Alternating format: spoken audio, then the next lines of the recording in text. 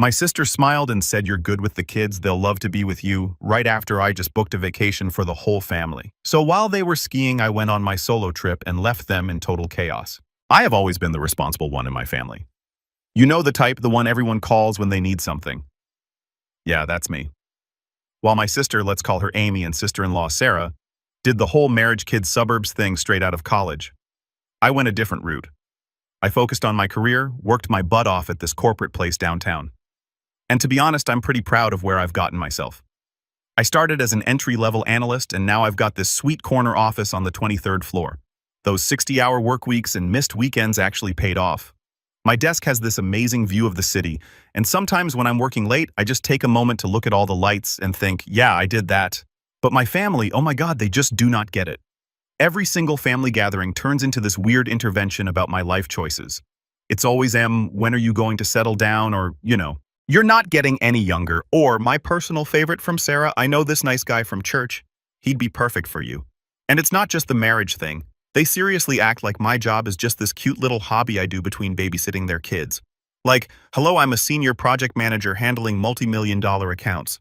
But try explaining that to Amy when she calls me at 2 p.m. on a Tuesday, expecting me to drop everything because her son's daycare closed early. The thing is, I actually love my nieces and nephews. I've always been there for them. Birthday parties, I'm the cool aunt bringing the best presents. School plays, front row taking videos, sick days when their parents have important meetings. Guess who uses her precious paid time off to play nurse? But lately, I don't know, something's been feeling off. Like last month, Sarah needed me to watch her kid because she had this super important doctor's appointment. I found out later from her Instagram stories that she was actually at a spa day with her friends and she didn't even try to hide it. She just posted those stories like I wouldn't see them. When I brought it up, she was like, you wouldn't understand. Being a mom is so stressful. I really needed that break. And Amy, she's even worse with the whole, you're single so your time doesn't matter thing. Last week, she literally told me, it's not like you have anything better to do on weekends anyway. When I tried to say no to watching her kid, I was literally in the middle of preparing for this huge murder at work. But apparently, that's not as important as her wanting to go shopping with her friends. The funny thing is, well, not really funny, more like sad. I used to be okay with all this, like completely fine being everyone's backup plan and free babysitter. I told myself it was enough that they needed me, that being reliable was its own reward, or whatever.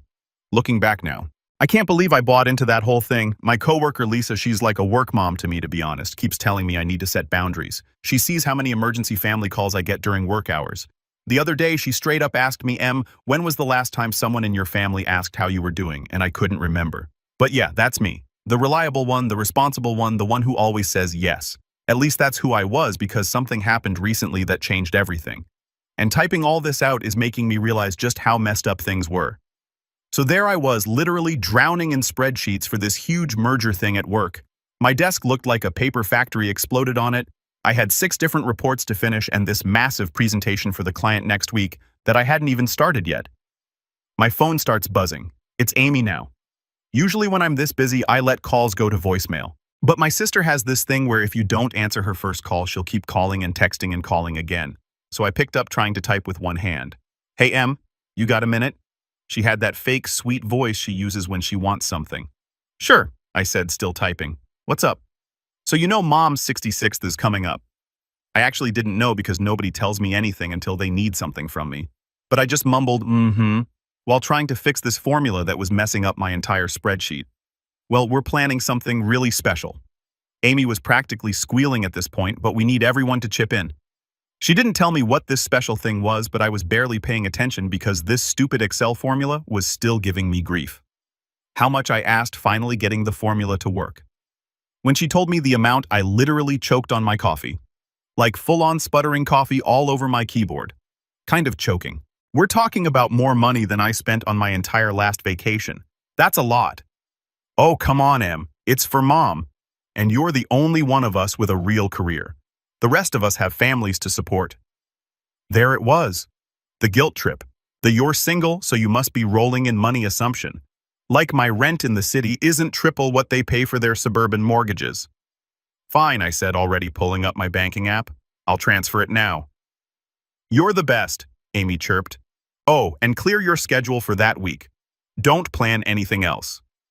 I was in the middle of saying, wait, what week exactly? When she hung up. Classic Amy move. Over the next few weeks, she kept calling with these weird updates that weren't actually updates. I'm just checking you got those days off. Yep.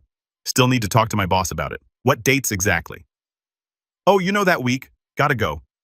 Or I'm just wanted to make sure you're not planning anything else for you still haven't told me the dates. Don't worry about it. It's all handled. Oh, Sarah wants to know if you can watch my nephew tomorrow. It got to the point where even my coworkers noticed something was up. I was getting 5 to 6 calls a day from either Amy or Sarah, all being super vague about these plans. My work friend Tom was like, "Your phone rings more than our customer service line." During a meeting where Amy called 3 times, I tried asking Mom about it, but she immediately got weird. "Hey Mom, what's this thing Amy's planning?" I asked. She froze for a second, then started fumbling with the dish towel in her hands. Oh, it's... Well, I promise not to say anything, but I'm literally helping pay for it. Mom gave me this nervous little laugh. "You'll find out soon enough, sweetie. Just trust me, it's a good thing." Then, in a complete subject change, she added, "Oh, did Sarah tell you about that nice young man from her church? Even my cousin Kate was acting weird.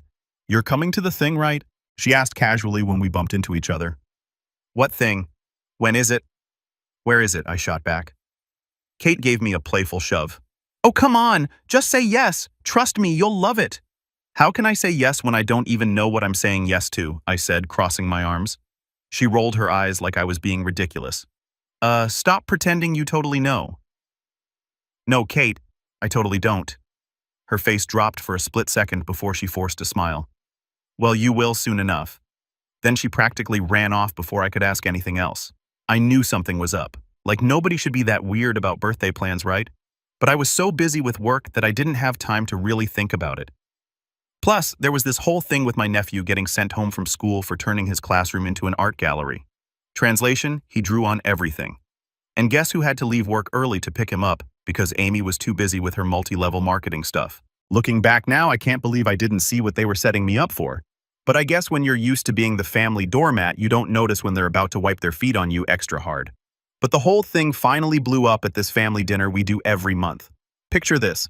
I'm already stressed out because I had to leave work early again to make it on time. I've got this massive merger presentation tomorrow that I'm nowhere near ready for, but Mom guilt-tripped me into coming because family dinner is tradition. The usual suspects were all there. Mom trying to force leftovers on everyone. Dad pretending to watch sports on his phone but actually playing Candy Crush. Sarah doing her whole perfect Christian wife act. And all the kids running around like tiny tornadoes. I'm sitting there trying to secretly check work emails under the table. When my cousin Kate goes, "Did you bring your planner? We need to check some dates." Before I could answer, Amy does this super obvious fake cough thing. The whole room goes quiet so fast you could hear one of the kids trying to sneak extra cookies in the kitchen. Actually, Amy says standing up like she's about to give a speech at the Oscars. We have an announcement about Mom's birthday. Everyone's looking at each other with these weird smiles. You know those smiles people have when they know something you don't? Yeah, those ones. "We've booked a week at Pine Valley Lodge," Amy says, all proud of herself. "All expenses paid. Full resort experience." Everyone starts cheering and congratulating Mom. Meanwhile, I'm sitting there doing quick math in my head about how much of my money they spent on this without even telling me. Then Sarah pipes up with her sugary sweet voice that she uses when she's about to say something mean. "You're so amazing with the kids. They're going to love having you watch them for that week. I literally stopped mid-bite. I'm sorry." "What? Oh, don't worry." Amy jumps in. "We've got it all planned out. You can use the little cabin behind the main lodge. It's got a mini fridge and everything." "The kids are so excited to have a whole week with Auntie Em," Sarah adds. I put down my fork. "Guys, I can't take a week off. We have this huge merger happening." "Oh, that work thing." Amy waves her hand like she's swatting away an annoying fly. "Just reschedule it." "Reschedule. Are you serious right now?" "Well," Sarah says with that look she gets when she's about to say something particularly awful. "It's not like you have actual responsibilities like we do. Your job is just, a job." I stared at her. This woman who I've helped literally hundreds of times, who calls me at least twice a week to watch her kids, who once made me cancel a client meeting because her kid had an emergency. He wanted McDonald's and she was too tired to take him. "My job pays my bills," I said slowly. "And apparently, your vacation too. Don't be like that." Mom jumps in. "We're family and you're so good with the kids." "Yeah," Amy adds. "They won't behave for anyone else like they do for you." Fun fact, they don't behave for me either. Last time I watched them, one of them used my work laptop as a canvas for his finger painting phase, and the other tried to feed my phone to the toilet. But sure, they're angels with me. If you want me to watch 5 kids under 7 24/7 for an entire week, I said, you need to pay me. They all looked at me like I just suggested we should sell the children to the circus. Pay you? Sarah actually clutched her pearls, like physically grabbed the necklace she wears to show everyone how proper she is. We're family. Yeah, I said. Family who took my money for a vacation I'm apparently not even going to get to enjoy. But you wouldn't enjoy it anyway, Amy says. All matter of fact, it's not like you have a husband or kids to spend time with. You'd just be working on your laptop the whole time anyway. That's when Aunt Lisa, who had been quietly watching this whole disaster unfold, finally spoke up. Do you guys even hear yourselves right now? Em has a career, a successful one. You can't just expect her to drop everything because you don't want to pay for childcare. But she loves watching the kids, Sarah protested. I love my nieces and nephews, I corrected her. That doesn't mean I want to be their unpaid nanny while you all go skiing. Well, I think you're being very selfish, Mom said in that quiet voice she uses when she's really mad. After everything we've done for you, everything you've done for me. I couldn't help laughing. Like what exactly? Taking my money, volunteering me for things without asking, making me feel bad about my life choices. The room got real quiet. I think they didn't expect me to say no at all. It was actually my first time rejecting what they asked, but I just sat there for a minute staring at them like they'd all lost their minds. The absolute audacity of these people, expecting me to give up a week of my life to watch their kids while they went on vacation with my money. I could feel my face getting hot. You know that feeling when you're so mad you might actually explode? Okay, I said, trying to sound reasonable. I pulled out my work laptop. Let's talk actual numbers here. You want me to watch 5 kids under 7 24/7 for an entire week? The going rate for a nanny in this area is $25 per hour for one kid, plus $5 for each additional kid. That's $45 per hour for 24 hours, 7 days. I did the math quickly. That's about $7,560 along with the money I already paid for the trip. You would have thought I suggested selling their children on eBay. Sarah actually gasped. Amy started laughing like I told the funniest joke ever. Mom just kept shaking her head with that disappointed look she's perfected over the years. We're not paying you to spend time with your own nieces and nephews, Amy said, still laughing. That's ridiculous. So you admit it's a job. I said a job you don't want to pay for.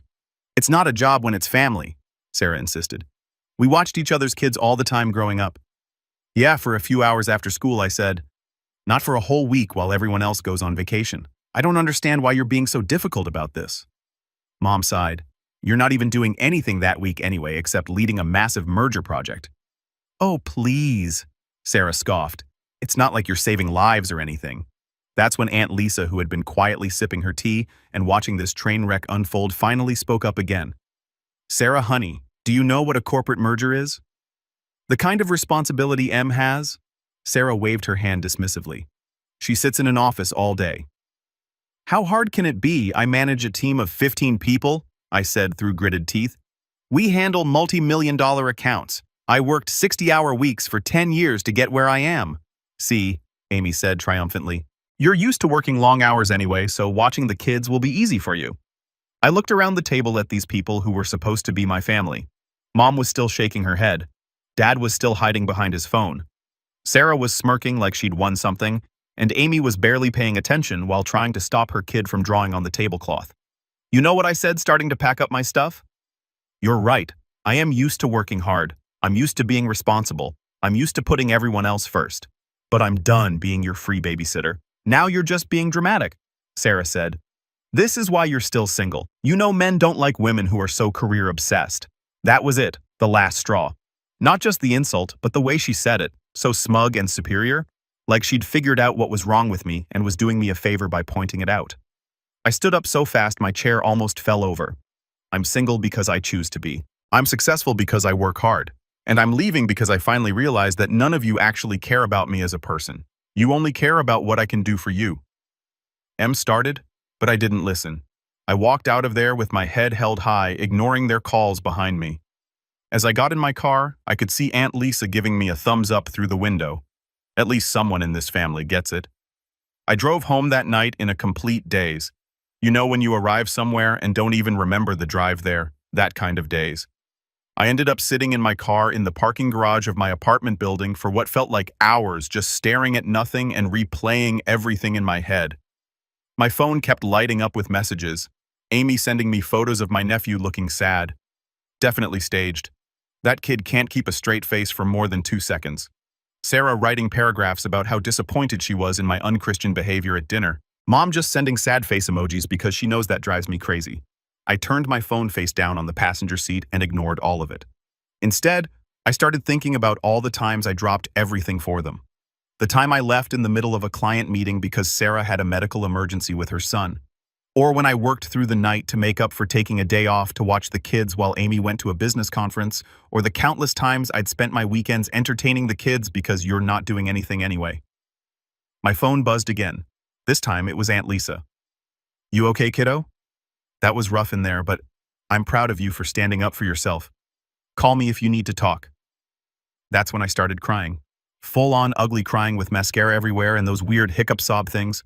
I cried for all the times I'd said yes when I wanted to say no, for all the times I'd put my own life on hold to help with theirs, for all the times they'd made me feel like being single and focused on my career made me somehow less valuable as a person. Finally, I dragged myself up to my apartment. It's this nice one-bedroom place with floor-to-ceiling windows that I worked really hard to afford. Sarah always makes these little comments about how it's cute that I live in an apartment at my age. Like there's something wrong with not having a house in the suburbs. But I love it here. It's mine. I earned it.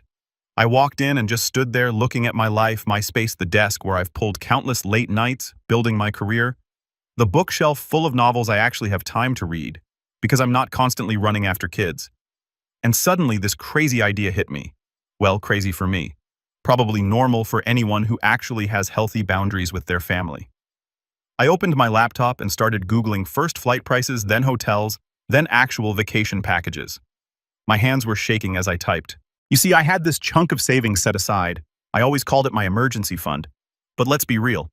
It was my family emergency fund, the money I kept available for when they inevitably needed something. I sat there looking at my bank balance, then at the vacation packages, then at my phone that was still lighting up with guilt trip messages. A week in Spain, beautiful hotels, historic sites, art museums, food tours, everything I'd always wanted to do but never did because someone always needed something more important. The cursor hovered over the book now button. My phone buzzed again. Another message from Sarah. "The kids are crying because their favorite aunt is being selfish. I hope you're happy with yourself." I think they thought I was joking. I clicked the button, entered my card details, clicked, confirm, booked the whole thing. Flights, hotels, tours, a proper vacation. Not a work by the pool trip, but a real actual phone turned off vacation in Spain during the exact week they wanted me to babysit. My hands were still shaking when I finished, but now it was from excitement rather than anxiety. I hadn't felt this light, this free in years, maybe ever. Then I did something even crazier. I opened up my work email and wrote to my boss about taking 2 weeks off instead of 1. "I've realized I haven't taken a proper vacation in 3 years," I wrote. "I need this time to recharge before the merger." She replied almost immediately. "Finally, I've been trying to get you to take a real break for ages. Approved. Don't you dare check your emails while you're gone." My phone was still buzzing. I turned it off completely and went to stand by my window looking out at the city lights. For the first time in forever, I felt like I could breathe properly, like I was finally choosing myself instead of constantly choosing everyone else. I never mentioned Spain to anyone. And for days. They went completely silent, probably too busy packing, but as the departure date got closer, they suddenly started checking in on me again. I saw every message and left them all on read. A day before their trip, they were getting intense. I sat there for like an hour, just staring at my phone, watching all their messages roll in.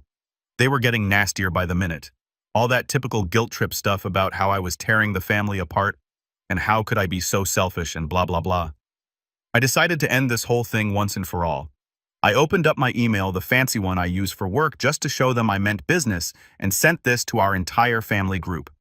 "I'm aware that you've all planned a vacation without me, and planned on using me to babysit. That will not be happening. I'm not included, and I'm not yours to use. This is not up for discussion. Bon voyage, you guys." The chaos that followed. My phone literally wouldn't stop buzzing. I had to put it on airplane mode because it was about to explode. First came the shock messages. Amy sent like 15 texts in a row. All just, and what do you mean? Like somehow my email wasn't clear enough. Sarah went straight for the emotional manipulation. The kids are crying. They were so excited to spend time with their aunt. How could you disappoint them like this? Sure, Sarah. Your 3-year-old who can't even read totally saw my email and started crying. Then came Mom's signature move. The single sad face emoji followed by, "You ruined everything. I raised you better than this." Did you though, Mom? Did you? Dad actually called me. He never calls. Left this awkward voicemail like, "Hey, sweetie, your mother is very upset. Maybe we can, talk about this." Classic dad trying to fix things but having no idea how. But my personal favorite was from Sarah's husband, who literally never gets involved in family drama. "Hey, Em, Sarah's really upset. She already told her boss she's taking that week off. Can't you just help us out? We really need this vacation." "Yeah, buddy. And I really need to not be your free childcare service." The best part while all this was happening, I was getting email confirmations for my Spain bookings. Every time a New Year reservation is confirmed, email popped up. I felt a little lighter. I booked this amazing food tour in Barcelona, a walking tour of Madrid, even signed up for a beginner Spanish class. Figured I should at least learn how to order coffee without embarrassing myself. Then came the angry phase. Sarah started posting these super obvious passive-aggressive Facebook statuses about people who don't understand family values and selfish attitudes in today's society. Amy went on this long Instagram rant about toxic people who abandon children. Apparently not watching someone's kids for free while they go on vacation now counts as abandonment. Who knew? My cousin Kate, who usually stays out of drama, actually messaged me. "Hey, saw your email. That was kind of harsh, don't you think?" I replied with a screenshot of all the times she's asked me to babysit in the last month. She left me on red. Aunt Lisa, absolute queen that she is, just sent me. "Good for you. Want me to teach you some Spanish swear words before your trip?" The family group chat was literally on fire. I've muted it, but occasionally peek in just to watch the drama unfold. Meanwhile, I was sitting here on my couch drinking my fancy coffee that I can afford because I have a real job booking spa treatments for my Spain trip and feeling weirdly peaceful about the whole thing. At that moment, the only thing that was bothering me was that I felt they were probably going to try showing up at my apartment for this intervention Amy was planning. I thought of crashing at a friend's place for a few days or putting a sign on my door that says, "Gone to Spain. Don't wait up." But it was too late. They actually showed up at my apartment the next day. All of them Mom, Dad, Amy, Sarah, plus a few other relatives who apparently had nothing better to do on a Thursday evening than participate in this circus. Thank God the kids weren't with them. Probably the only smart decision they made that day. I was in the middle of packing for Spain, bought this cute new suitcase and everything when I heard them in the hallway. Sarah's voice carries like a foghorn when she's mad, so I knew it was them before they even knocked. I didn't answer at first, but they wouldn't leave. Just kept knocking and calling my name. My neighbors were definitely getting a show. Finally, I opened the door because I figured it was better than having them stand out there yelling all night. They all pushed their way in like they owned the place. Mom immediately started crying, of course. Dad looked uncomfortable as usual. And Sarah, oh boy. Sarah had this look on her face like she was about to start preaching. "We've been talking," Sarah said in her, "I'm about to say something terrible, but pretend it's coming from a place of love voice and we're really worried about your mental state." I actually laughed. My mental state is fine. Better than ever, actually. "You abandoned your family," Amy chimed in. "You're refusing to help with the children. That's not normal behavior. Not being your free babysitter is an abandonment." I said, "The kids have parents. Multiple parents, all of whom are choosing to go on vacation instead of watching their own children." That's when Sarah dropped the bomb. "If you keep acting like this, refusing to help with the kids, we might have to call CPS." I literally froze. "What?" Well, Sarah said with this fake concerned look, "If you're having some kind of breakdown and it's affecting the children, are you seriously threatening to call CPS because I won't babysit for free while you go on vacation?" "We're worried about your relationship with the kids," Amy added. "Your sudden refusal to see them." "I haven't refused to see them," I said. "I've refused to be your unpaid nanny." Mom was full on sobbing now. "We just want to help you, help me." I couldn't believe what I was hearing by threatening to call CPS for what exactly? Not providing free childcare. "You've been acting erratic," Sarah insisted, booking sudden trips, sending aggressive emails. "An adult booking a vacation and setting boundaries is not erratic behavior," I said. "And you know what? Go ahead, call CPS. Explain to them how you're reporting your sister because she won't watch your kids for free while you go skiing. See how that goes." Sarah pulled out her phone like she was actually going to do it. That's when Dad finally spoke up. "That's enough," he said, actually raising his voice for once. Sarah put the phone away. "You're being ridiculous." "No," he cut her off. "You're threatening your sister with CPS because she won't provide free childcare. Do you realize how insane that sounds?" The room went quiet like you could hear my upstairs neighbor's cat walking around quiet. "I want you all to leave," I said. "Now, and if any of you ever threaten me with CPS again, I'll go straight to a lawyer. You'd sue your own family." Sarah gasped. "Try me." They left eventually, but not before Mom tried one last guilt trip. "I just don't understand what we did wrong raising you." And Sarah muttered something about me being unstable. As soon as they were gone, I called Aunt Lisa and told her everything. She was livid, like I could hear her pacing through the phone. She's apparently called Mom and read her the riot act about letting Sarah make threats like that. I also texted my work friend, who's a lawyer, just in case. She's already offered to write them a cease and desist letter if they try anything stupid. The best part, I'm actually glad they pulled this stunt. Any guilt I had about going to Spain, gone. They showed their true colors and they're ugly as hell. I'm flying to Spain tomorrow. Wish me luck. Final update to my post from 1 month ago that blew up. Link to original post not allowed in this sub, but basically my family tried to force me to babysit 5 kids during their vacation that I helped pay for. I booked a trip to Spain instead. They threatened CPS. Chaos ensued. First off, thank you everyone for the support on my original post. You guys really helped me see I wasn't crazy for standing my ground. So I went to Spain. It was amazing. I turned my phone off the entire time, except to send pics to Aunt Lisa. I had actual free time to do whatever I wanted. Ate amazing food, went to art museums, took naps in the middle of the day just because I could.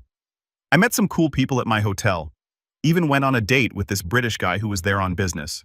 Nothing serious, but hey, apparently I'm not as undateable as Sarah claims. But the real updates are about what happened when I got back. The family drama somehow got even worse while I was gone. Sarah told everyone I abandoned the kids and ruined their vacation.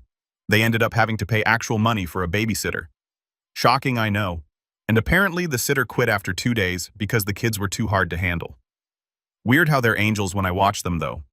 Amy is still doing damage control with her multi-level marketing group because they had to cancel their business retreat, also known as planned shopping trip, when she couldn't find free childcare. She's been posting these long Facebook rants about family loyalty that everyone knows are about me. Mom keeps sending me these weird articles about career burnout and finding balance in life. I finally blocked her number after she sent one called "The Emptiness of Success Without Family." But here's the good stuff. I met someone, and yeah, we're actually dating like real grown-up dating.